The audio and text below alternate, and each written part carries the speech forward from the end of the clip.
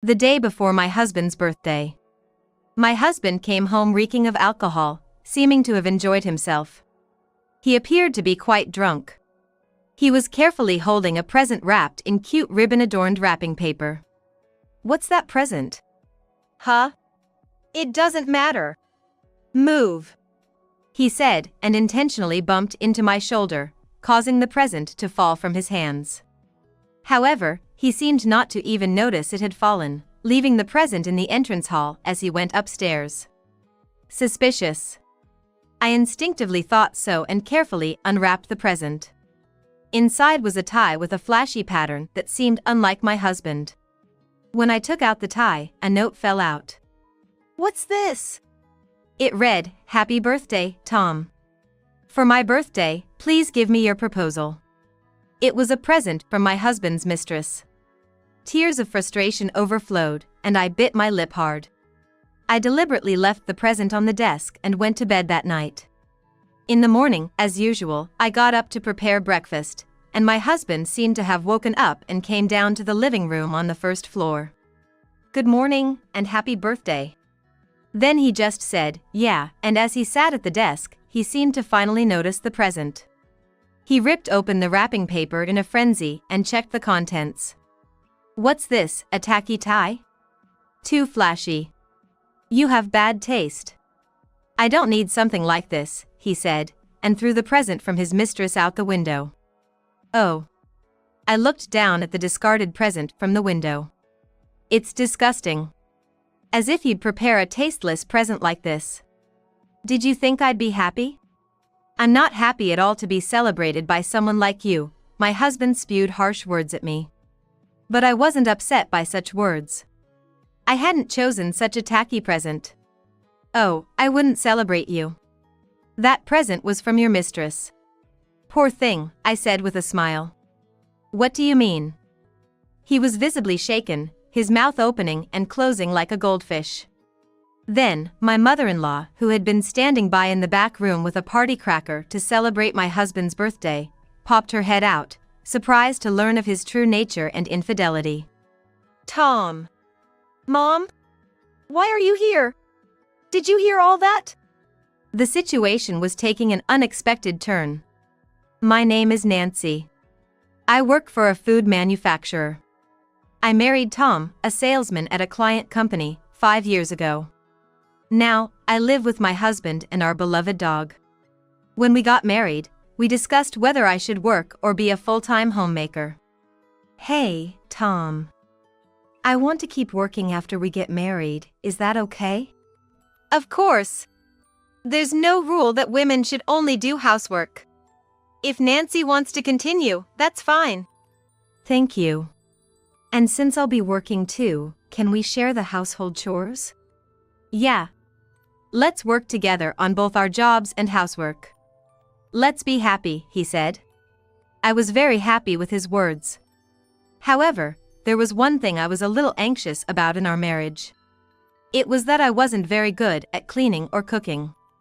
Actually, I lost my parents in a car accident when I was in high school. After losing my parents, I lived with my bachelor uncle until I could support myself through college and part-time jobs.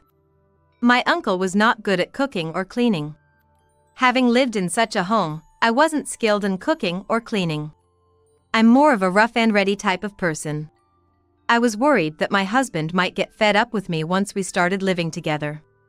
But when we actually got married, it turned out that my husband was also somewhat careless, similar to me. We were managing our married life quite well, cooperating with each other in both work and household chores. However, about a year after we started living together, my husband began to show his true colors. "Damn it! What the hell is this?"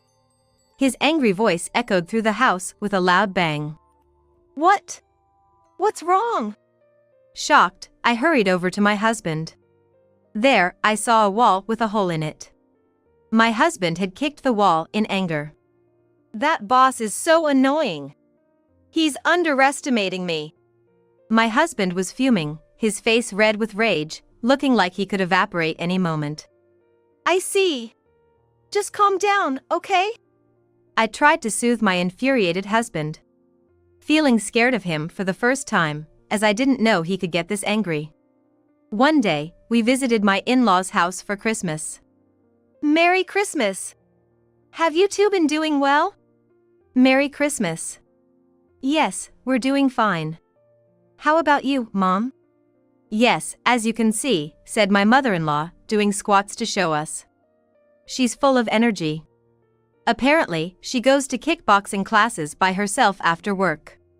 She started because she wanted to fight off a groper if it ever happened. While I chuckled at my mother-in-law's antics, my husband also entered his parents' house. Then, Tom. She hugged my husband. My mother-in-law dotes on her only son. Mom. Merry Christmas. My husband didn't seem to mind. My mother-in-law, a single mother after divorcing due to her husband's affair, raised my husband on her own. She worked hard, not wanting to be looked down upon because she was a single mother and a woman, and even now, she's a successful career woman. While we were eating the meal my mother-in-law prepared, she scolded me, "Hey Nancy. You're eating shrimp in such a messy way. As a lady, you should eat more elegantly." Sorry. I got scolded and hastily wiped my hands with a napkin. Then she scolded me again, "Your knife skills are terrible, too. You know, people notice how you hold your knife, so be careful. It's embarrassing." Oh. Sorry. I tried to change my grip but couldn't hold them properly. My mother-in-law sighed exaggeratedly. It seemed that my naivete and carelessness were bothering her. At that time, I didn't realize she was acting this way out of concern for me. I would only understand this much later. The Christmas holiday passed quickly, and we were back to our busy work life. That day, I messaged Tom that I would be late due to a pile of work accumulated during the break, stayed 2 hours overtime, and got home past 9 p.m. When I arrived home, I heard my husband and a woman's voice from the living room. Huh? Is someone here? Cautiously, I opened the living room door, and there was my mother-in-law. Hey, Nancy! Welcome back! Hi. What are you doing here? Tom told me you'd be late, so I made dinner. Indeed, there was a table full of homemade dishes. Thank you so much. Eat a lot. That night, the three of us enjoyed her cooking and chatted about trivial things. The warm soup was soothing to my tired body. From that day on, my mother-in-law started coming to our house more frequently. She's quite straightforward, often bossing me around. My mother-in-law probably thinks she's guiding me, but her harsh way of speaking gradually became frightening. Look at this mess again. Clean it up properly. She scolded me after seeing clothes I had taken off before going to work. She even complained about a little coffee left in a mug, calling it wasteful. I was often scolded for things like scratches on the floor or peeling wallpaper in our house. Without even asking how they happened, she'd blame me saying, "Nancy, you're too rough with things." Sorry. Why don't you learn a thing or two from Tom? He's good at taking care of things, she'd say, snorting in disapproval. My in-laws' house is well maintained with well-used tools lined up. Clothes that are no longer worn are remade into bags or turned into rags. My mother-in-law herself values things greatly, and while I respect that aspect of her, it feels like a burden when she expects me to do the same. Seeing our interactions, my husband Tom would say, "Nancy's really careless, isn't she?" making an obvious face of disgust. Every time my mother-in-law scolded me, Tom's attitude towards me got harsher. Feeling blamed by both of them, I became depressed. Tom, acting superior, would say in front of my mother-in-law, "Mom's right. I would never treat things like that." But in reality, he's the one who always leaves coffee and, when he's in a bad mood or angry, tends to take it out on objects. I'm the one always troubled by him taking his anger out on things around the house. But, in front of my mother-in-law, he always acts like a good boy, so she has no idea about his true nature. Once, I asked Tom, "Can you talk to your mom? It's really hard being lectured by her every day." But Tom, who blindly trusts his mother, said, "Mom lectures you because you're wrong. She's not doing it to harass you." She's saying it all for your sake. Really? I was perplexed. Was Tom thinking that by leaving me to his mother, he'd put me in my place? Lately, that's what I've started to think. Am I being too cynical? Nothing was resolved, and months passed by when Tom started acting suspiciously. One day, I have to take a colleague home because they're too drunk to go alone. I'll be late, he messaged. Okay, take care. Hope your colleague feels better, I replied. I didn't suspect anything that day. Tom, a salesman, often goes to drinking parties and drinks a lot. So I just thought, Tom must have made them drink too much again. But from that day, Tom started coming home late. I'm still finishing up work. I have a drinking party, I'll be late. Every day it was the same. On weekends, he'd say, I'm not coming home today because of a business meeting, or I'm going golfing. Even my mother-in-law was puzzled, Tom's late again today? Something going on? Nancy, do you know? I had no idea either. I don't know. He seems to be going to a lot of meetings lately. Really? He's out drinking again. Men are all the same, she sighed. As days like this continued, the word affair crossed my mind. Then one day, Tom came home early from work, which was rare. I was so happy he was home on time, I was in high spirits. Welcome back! You're early today. I greeted him with a smile, but Tom seemed to be in a bad mood. He completely ignored my greeting, threw his bag on the sofa, and slammed his suit jacket on the floor. Here we go. Whenever he's in a bad mood or angry, he always starts taking it out on objects. What's wrong? Did something happen? I quit my job. What? I was stunned by his shocking statement. I had an argument with my boss. I don't want to work under that guy. Are you serious? I wouldn't lie about that. But what about rent? Utilities? Do you have another job lined up? I bombarded him with anxious questions. Annoyed, he clicked his tongue and said, Shut up. You work too, right? Just pay the rent and utilities for now. I'll find another job soon. Just don't talk to me today, I'm irritated. He slammed the door and went upstairs. I was left utterly confused by the sudden turn of events. Then I heard the sound of someone running down the stairs rapidly. It was Tom, coming down from the second floor. Oh yeah, Nancy, don't tell Mom I quit my job, okay, he said in a rush. I wasn't planning to say anything unless he did, but I agreed with a got it. And so, Tom suddenly quit his job. After that, my mother-in-law visited our house several times. Hey, Tom. Why are you home at this time? Huh? Oh, I'm on a day off today, he lied. My mother-in-law had no idea her capable son had quit his job and didn't suspect a thing. Even after quitting, Tom left all the household chores to me and didn't bother to help. Can you help with the dishes? Guys aren't supposed to do dishes. You do it, was his usual response. But we agreed to cooperate when we first got married. During the day, he'd laze around, and like clockwork, he'd leave the house at 7 p.m. On days when my mother-in-law was coming over, he'd return home around the time one would after work or a drinking party, spending the rest of the time elsewhere. I wondered what he was up to when he wasn't working. But I couldn't stay irritated. It was the day before Tom's birthday. I wanted to mend our strained relationship. So I rolled up my sleeves and started preparing a special birthday dinner. I was enthusiastic because it was the only chance to celebrate just the two of us, as my mother-in-law was coming over the next day. I had the present ready and the dinner made, thinking, perfect. However, even after 8 p.m., my unemployed husband hadn't come home. He's late. Impatient, I messaged him, when will you be back?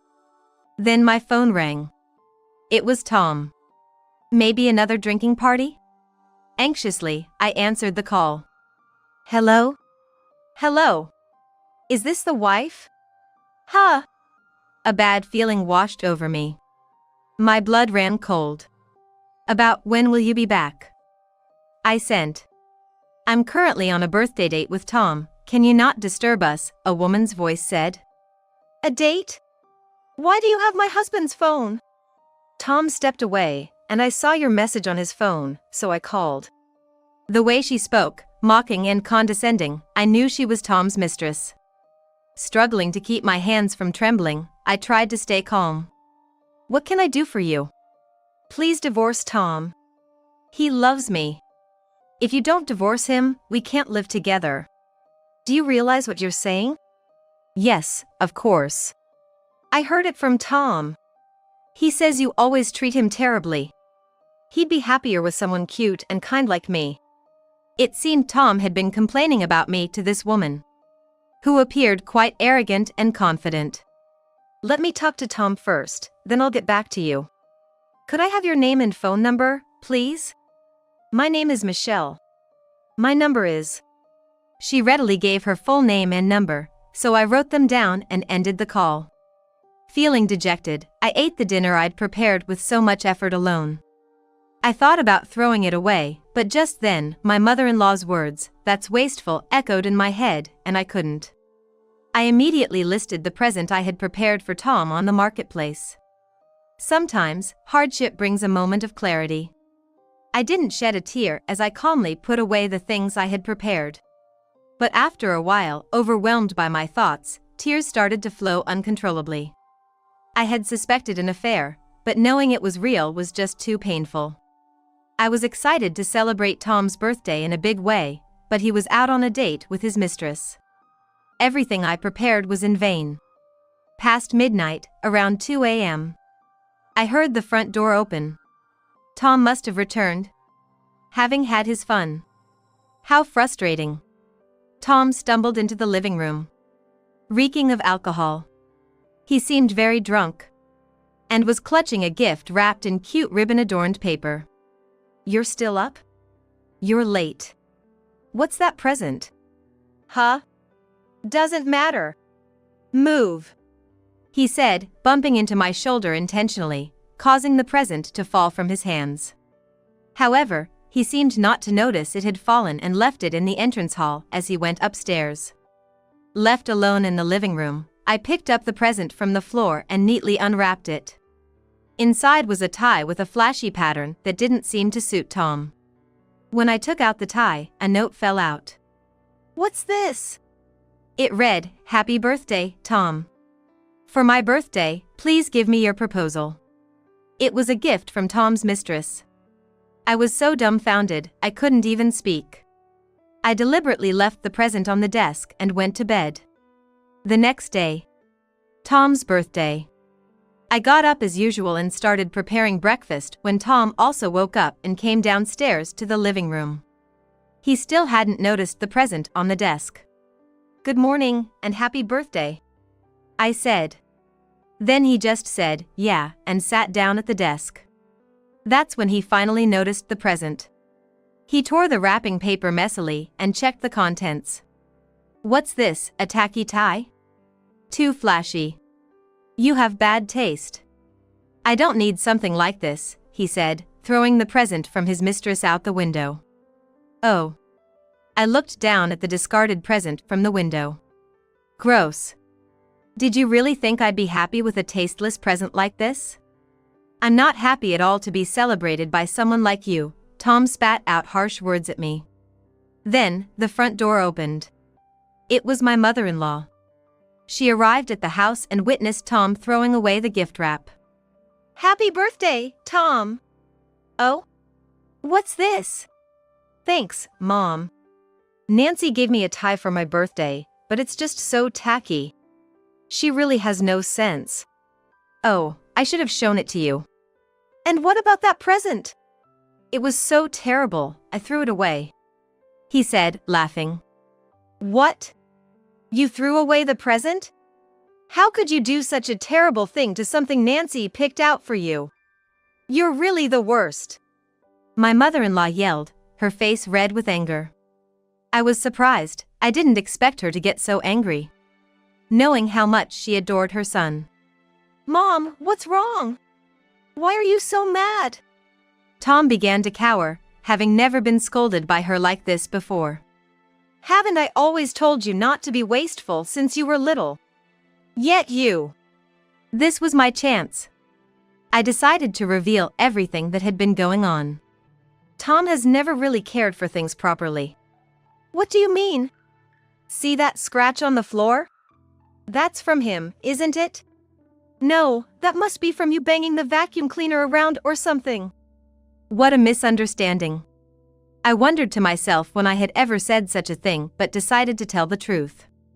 No, that's not true. When Tom comes home angry, he throws his clothes and other things on the floor.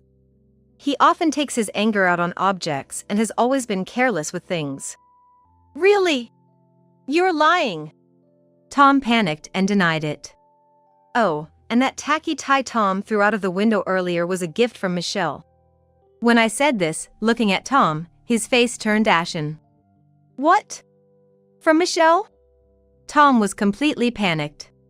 My mother-in-law seemed confused, a bunch of question marks floating above her head. Don't you know Michelle? She's Tom's mistress. As I said that, my mother-in-law dropped her phone in shock. It seemed like she was so shocked that all her strength had drained away. Even with my bad taste, I wouldn't choose such a pattern for a tie. Tom was speechless. I've suspected for a while that Tom was having an affair. He's not working but always comes home late, and he's hardly ever home on weekends. I revealed another secret. That Tom was unemployed. What? Tom, you're not working? Well, that's... He quit his job because he was angry with his boss. He even punched the walls and threw his bag on the sofa. It's been half a month since he quit, and he still hasn't found another job. Seems like he's been busy dating his mistress. As I said this nonchalantly, my mother-in-law suddenly approached Tom and gave him a strong kick. Ouch! Tom's reaction showed the kickboxing lessons my mother-in-law took were effective. He couldn't stand up for a while. This idiot son! My mother-in-law yelled. Mom! Tom, with tears in his eyes, looked at his mother. I knew my mother-in-law was serious and valued things, disliked wastefulness, and would be appalled by infidelity and unemployment. I had gambled that revealing everything to her would disillusion her about Tom, and it worked better than I expected. My mother-in-law began to scold Tom. Not working, pushing all the housework onto Nancy, and you're out on dates while taking out your anger on things, damaging the walls, floors, and furniture. She was trembling with anger. Mom, it's not like that. This is all Nancy's lies. Lies? Can you still say that after seeing this? It was footage from the pet camera. I had installed it to check on our dog, but never thought it would come in handy like this. The camera showed Tom punching walls and floors and throwing things. And here's proof of the affair, I said, showing them the note Michelle had slipped into the present. Tom had no words. Still think I'm lying? I'm sorry. I was wrong, Tom admitted. It turned out, the day he said a junior colleague was too drunk to go home, it was Michelle. And they ended up in a relationship after getting drunk together. The day he quit his job, he had been scolded for having an affair at work, but he got mad at his boss for interfering in his private life and quit in anger. Unbelievable stupidity. I couldn't believe this man was my husband. My mother-in-law, watching all this, was stunned. Then she apologized to me. I heard you lost your parents when you were young, so I was really worried about you. I wanted to be like a mother to you, so I nagged and lectured you. I'm so sorry. I understand how much you must have suffered from Tom's infidelity, having gone through a divorce myself because of infidelity. I'm truly sorry. It was the first time I had seen her speak so earnestly. I had felt she was picking on me, but she was just worried. Well, in a hard-to-understand way. Hey, Tom. Make sure to pay Nancy a lump sum for alimony. You got that? She glared at Tom fiercely. Seeing her scary face, Tom squeaked, "Yes, yes." Soon after, my mother-in-law introduced me to the lawyer she used during her divorce. Through that lawyer, Tom and I began divorce process. Tom was taken back to his parents' house by my mother-in-law, and now I live alone in our former home. A few days later, Tom called me. At first, I ignored him, but he was so persistent that I reluctantly answered. What? You're annoying. Nancy! Don't talk to me like that. I was wrong. Please, forgive me. What? Now you come crawling back? Your lawyer is demanding alimony from me. $30,000? I don't have any money. I quit my job. Tom whined to me. I sighed deeply and said, after having an affair, constantly verbally abusing me, and breaking so many things, you expect forgiveness? Are you out of your mind? You should be thankful it's only $30,000. No, it's impossible. I don't have that kind of money. You quit your job on your own and squandered money on your mistress. If you keep pestering me, I'll call the police. I warned, and Tom fell silent. Then, I abruptly ended the call. Just when I thought Tom had finally stopped contacting me, his mistress reached out. I had saved her number as Wretched Woman. Hello? This wretched woman. She's calling me that too, how ironic. What do you want? You're demanding alimony? I don't have that kind of money. I can't pay. She was furious. Truly a perfect match for Tom. She continued to yell at me, calling me ugly, fat, wretched, and threatening to expose everything to my company and storm my house if I didn't withdraw the alimony demand. She thought she could intimidate me into withdrawing the claim. I calmly informed her. I've recorded this entire conversation. This can be considered a threat to the police, you know? Was the initial amount not enough? Should I ask for more? What? What are you doing? You wretched woman. I'm recording this too. Are you okay with that? She had no comeback for my reasoning. After a few seconds, I heard her sobbing. What? She's crying now? I'm the one who should be emotionally unstable, having been cheated on and harassed by the mistress. Isn't it enough already? I just wanted to be happy with him. Really, you thought you could be happy marrying Tom? A jobless, married, verbally abusive man? What? Jobless? She seemed unaware that Tom had quit his job. Apparently, they worked at the same company, but she had quit soon after they started their affair, hoping to marry and become a housewife. So, I'm being sued for alimony for getting involved with a jobless married man? Precisely. No way, she wailed. I hung up on her and immediately played the recording for my lawyer. Ultimately, my lawyer silenced the mistress, and she ended up paying the alimony. Thus, my divorce from Tom was finalized, and I received alimony from both parties. As for the mistress, she confronted Tom about not telling her about his unemployment, leading to frequent fights and an eventual breakup. As for me, I felt liberated from my abusive husband and was excited to start a new life. I still keep in touch with my mother-in-law. Recently, I even started kickboxing with her. It's a great workout and feels good to sweat. Nancy, I have a lot of side dishes. Do you want some? You're too thin, eat more. Despite her harsh words, my mother-in-law is actually caring, often cooking for me and looking after my well-being. I'm happy that we now have a proper mother-daughter relationship. Going forward, I'm determined to live happily in my own way.